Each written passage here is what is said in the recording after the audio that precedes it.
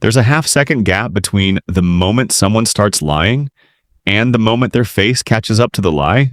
Researchers call it response latency, and most people never learn to see it, but some people saw it so early in life that spotting it stopped feeling like a skill and started feeling like breathing.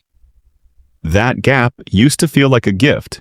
Now it mostly just feels like overtime nobody signed up for. A coworker once told a group they were staying late every night chasing a promotion, and each retelling shifted slightly, a different manager's name.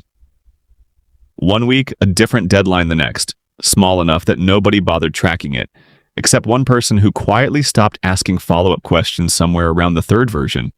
3 months later, the story collapsed entirely, and when the group turned around asking how that one person knew, the answer had nothing to do with confrontation.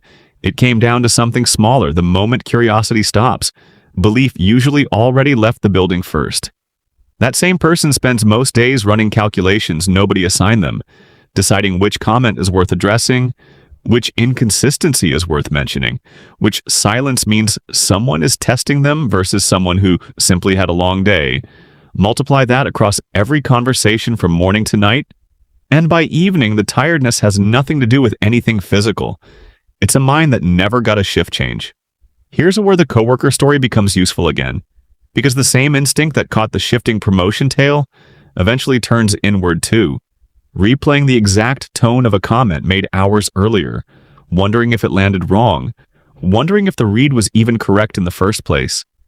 And that second guessing rarely resolves fast because being wrong feels less like a normal mistake and more like losing the one advantage that was supposed to be reliable.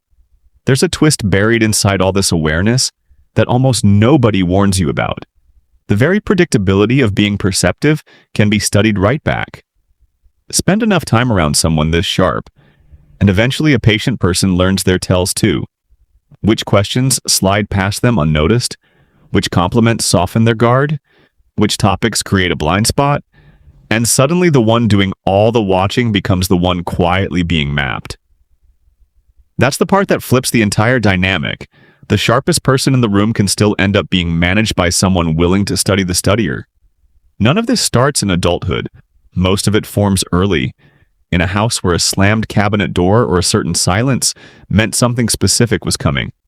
Long before anyone understood what they were doing or why, checking a tone of voice the second someone entered a room simply became instinct, built out of necessity rather than choice.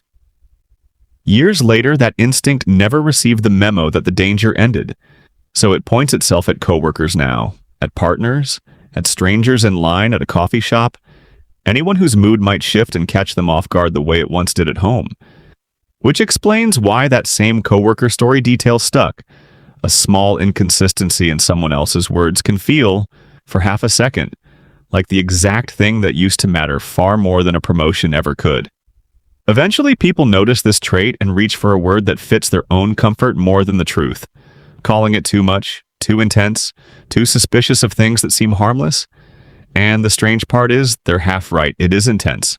They've simply mistaken the reason, assuming someone is hunting for problems, when really they just never learned how to stop scanning the room in the first place.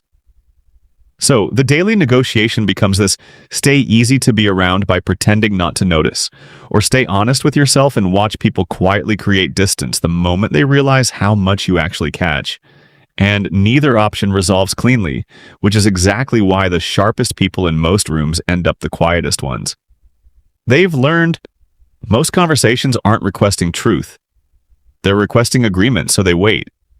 They measure the room, and when they finally speak, it carries more weight. Simply because it doesn't happen often. If any of this sounds familiar, nothing about it is broken inside you. It's what happens when a mind gets trained early to catch every shift in a room, without ever being handed instructions for how to carry what it sees, including the moments it gets the read wrong.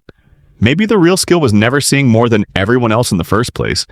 Maybe it's deciding which truths deserve to be spoken out loud, which ones are safer left quiet, and letting the occasional mistake stay a mistake, instead of turning it into proof against yourself.